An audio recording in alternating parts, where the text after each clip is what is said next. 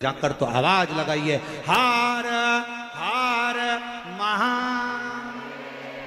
सारे मंदिर में चुप रहिए, पर शिवालय में जाकर तो गर्जना होना चाहिए। दुख हर, कष्ट हर, दारिद्र हर, हार हार महा। गर्जना शिव के सामने।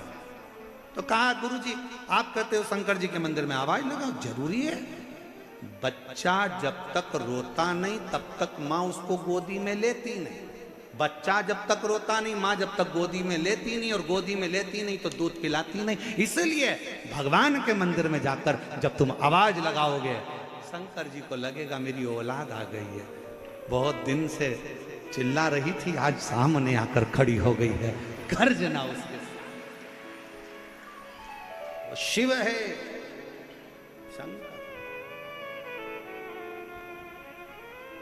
सब दूर चुप रहिए, पर शंकर के मंदिर में तो जाकर आवाज अलख जगाओ, नगाड़ा बजाओ, डमरू बजाओ, और अगर कुछ भी नहीं कर सकते तो 3 बार ताली बजाओ, और वो भी नहीं कर सकते तो बम बम बोले, हार हार गर्जना शिव के मंदिर में होना चाहिए। क्यों डरे किसी से?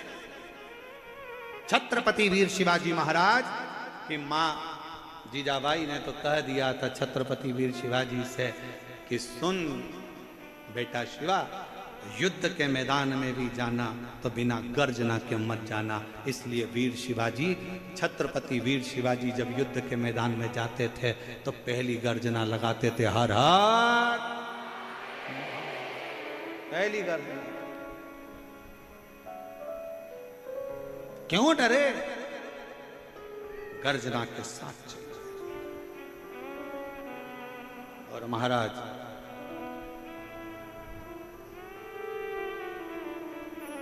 एक सच्चे भक्त की सबसे बड़ी परीक्षा ही एक है।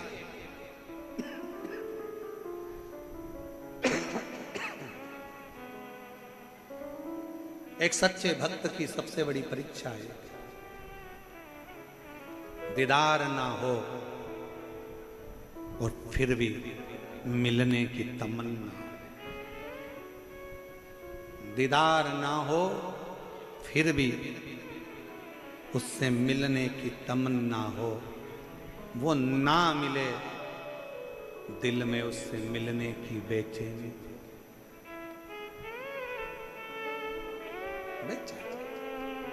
ऐसे कई शिव भक्त हैं जो पंडाल में भी नहीं पहुंच पाते, देख भी नहीं पाते, मिल भी नहीं पाते। हमारा तो जाने तो हम तो मिले ना मिले, दर्शन हो ना हो, पर वो पंडाल तक भी नहीं पहुंच पाते। पर ऐसे कई शिव भक्त हैं जब आप यहाँ से निकल कर जाते हो, आपके मुख का दर्शन भी कर लेते हैं तो उनको लगता है कि हमने पंडाल का दर्शन कर लिया, हमने शिव तत्व को प्राप्त। और मेरे भोले तेरा सहारा है, मेरे भोले तेरा सहारा है, मेरी नैया का तू किनारा है, मेरी नैया का तू किनारा है। मेरे बाबा तुझे पुकारा है, मेरे बाबा तुझे पुकारा है, मेरी नैया का तू किनारा है, मेरी नैया का तू किनारा है। उसके आश्रित तो हो जाओ। चंचुला तू और शंकर के मंदिर में, शिवालय में, कैलाश पर चुप बैठी है, ये कहां की रीति है? शिव का भक्त गर्जना करता है, गर्जना। नंदी का दर्शन किस किस ने करा है शंकर जी के मंदिर में? जम के हाथ उठाओ जरा, दिखना तो चाहिए। नंदी का दर्शन करा है शिव जी के मंदिर में? ठीक है।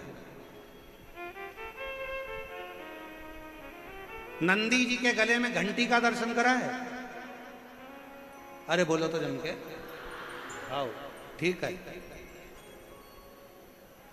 अब शंकर भगवान अंदर बैठे हैं, नंदी बाहर बैठे हैं, मौन होकर बैठे रहे। नंदी को घंटी की क्या जरूरत है? क्या जरूरत घंटी की? कान शिव है, शंकर हैं, मौन होकर बैठे रहे। पर नहीं, नंदी के कान में जैसे ही शिव भक्त जाकर कहता है कुछ भी, लोगों को लगता है पत्थर का नंदी क्या घंटी बजाएगा, हम हाथ से घंटी बजाएंगे तो घंटी बजेगी। पर जब शिव भक्त शंकर के मंदिर में जाता है, शंकर को जल चढ़ाकर शिव जी से अपने मन की बात कहकर नंदी के पास में आकर बैठता है ना, और जब अपने मन की कामना कहता है, बाबा बड़ा दुखी हूँ, मेरे शरीर में ये रोग हो गया है, बहुत कष्ट का जीवन चल रहा है दातार, नंदी के गले की जो घंटी है वो बाबा के लिए, लोग समझते हैं कि पत्थर की घंटी है, नहीं बजती, पर वो हृदय की घंटी से नंदी बजा देता है, शंकर तक हमारी बात को पहुंचा देता है और शिव हमें स्वीकार कर ले, शिव स्वीकार कर शंकर।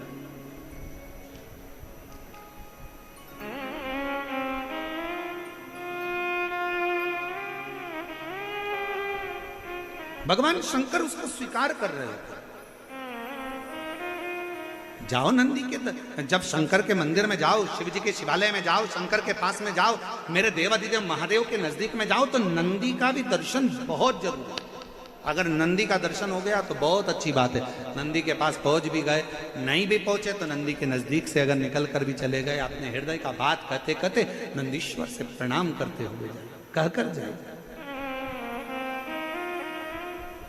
और हम तो फिर कहेंगे हृदय से, जिनके गर्भाश संतान की भी अगर प्राप्ति नहीं है और बहुत बहुत साल भी हो जाए ना, बहुत बहुत साल भी हो जाए, तो निवेदन करेंगे शिव जी पर चढ़ा हुआ जल, बेलपत्र, नंदी के पास बैठकर और सफेद आंकड़े की जड़ का जो प्रयोग है वो जरूर करो, और नंदी के पास बैठकर 2 क्षण बाबा से प्रार्थना जरूर करो कि भोला सब दुख काटो,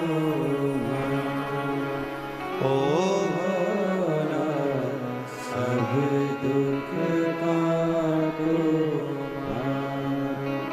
शिव शंकर जप तेरी माला, भोले बाबा जप तेरी माला, ओ भोला सब दुख काटो हमारा। थोड़ी देर नंदी के पास बैठ गए, उससे उच्चारण करा, श्री शिवाय नमस्तुभ्यं, श्री शिवाय नमस्तुभ्यं, श्री शिवाय नमस्तुभ्यं,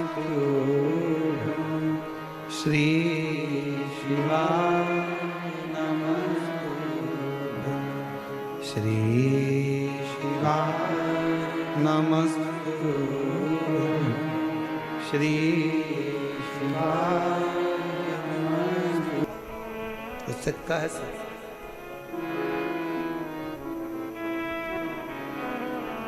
विनय कर सकते, उससे निवेदन कर सकते। और मेरी जीजियों, शंकर भगवान तो मौन थे, चंचुला देवी को देखकर पार्वती ने कहा, पुकार, क्या चाहती है? मेरा पति प्रेत योनि में है और मैं इस कैलाश धाम पर बैठी हूँ, मेरे पति को मुक्ति नहीं मिली है, क्या करूं मैं? चंचुला क्यों चिंता करती है? एक काम कर, तू जा किसी अच्छे वक्ता को ढूंढ जो शंकर का गुणगान कर दे, शिव का गुणगान, शिव का स्मरण जो कर दे, शंकर का गुणगान जो कर दे। जा। चंचुला देवी किसके पास जाए? चंचुला को लगा कि कथा तो केवल अगर कोई सुना सकता है तो वो देव अधिदेव महादेव की कथा कौन से सुनूं? तो चंचुला के मन में आया, एक काम करती हूँ, देव ऋषि नारद दिन भर श्रीमन नारायण श्रीमन नारायण श्रीमन नारायण श्रीमन नारायण बोलते हैं, मैं उनके पास चली जाती, उनके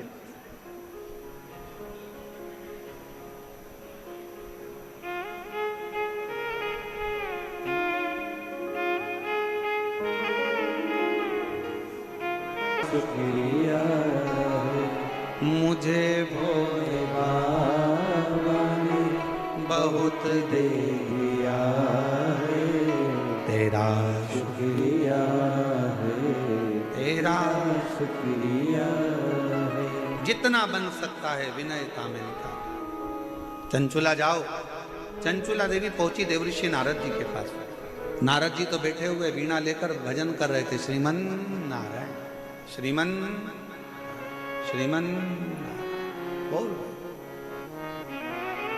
और नारायण श्रीमन नारायण नारायण श्रीमन नारायण। नारद जी लगे थे भजन में, स्मरण में डूबे हुए, नाम कीर्तन में डूबे हुए। चंचुला देवी ने हाथ जोड़कर प्रार्थना करी, प्रणाम करा, देवऋषि नारद मैं आपको नमन करती हूँ। नारद जी ने कहा तुम कौन? उस बिंदुक की धर्म पत्नी जो प्रेत योनि में पड़ा हुआ है, जिसकी मुक्ति नहीं हुई, जिसका मोक्ष नहीं हुआ, तुम उसकी धर्म पत्नी और मेरे सम्मुख में खड़ी हो, तुम जानती हो मैं कौन हूं? चंचुला देवी मुस्कुराकर बोली मैं जानती हूं तुम देवऋषि नारद हो। देवऋषि मैं अच्छे से जानती हूं, ऋषिवर आप ही हो जो मुझे भगवान की कथा सुना सकते हो। नारद जी मुस्कुराकर बोले मैं क्या कथा सुनाऊं, मुझे तो खुद श्राप लगा है कि एक जगह पे नहीं बैठ सकता। चंचुला देवी ने पूछा कि तुम्हें श्राप लगा है, एक जगह पे नहीं बैठ सकते? नहीं, ऐसे कई लोग होते हैं संसार में जिनको श्राप लगा होता है, वो कथा में बेचारे बैठ ही नहीं पाते।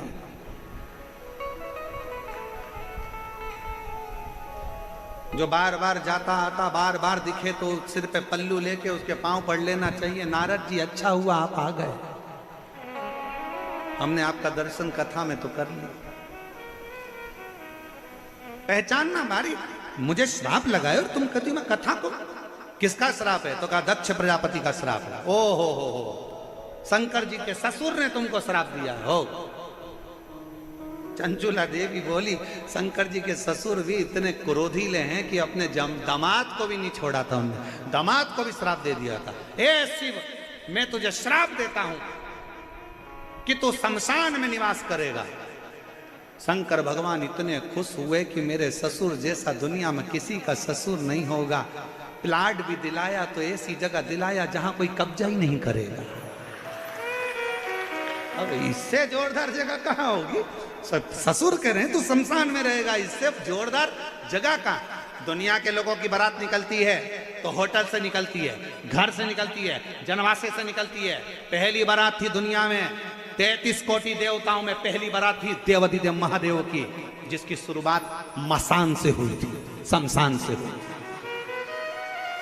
जहां लोगों का एंड है वहां से वो शुरू होता है। और बारात भी कब निकली थी?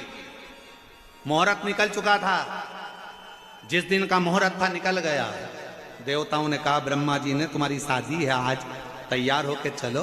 शंकर भगवान बोले अभी मेरा मुहूर्त नहीं निकला, मैं नहीं जाऊंगा शादी में। दूसरा दिन हो गया, तीसरा दिन हो गया, कहते 1 साल निकल गया, शंकर जी बारात लेके ही नहीं जा रहे। क्यों? हमारी मर्जी, जब हमारा मुहूर्त होगा तब जाएंगे। थोड़ी देर बाद शंकर जी ने देखा सामने से अर्थी आ रही थी, लोग चिल्ला रहे थे राम नाम। अरे अच्छे से तो बोलो, अपन जाएंगे जब दूसरे चिल्लाएंगे, अपन आज ही चिल्ला ले राम नाम।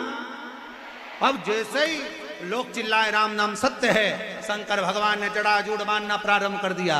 ब्रह्मा जी ने पूछा क्यों मुहूर्त हो गया क्या? शंकर जी बोले सामने से अर्थी आ गई, मेरा पाउडर का डब्बा आ गया।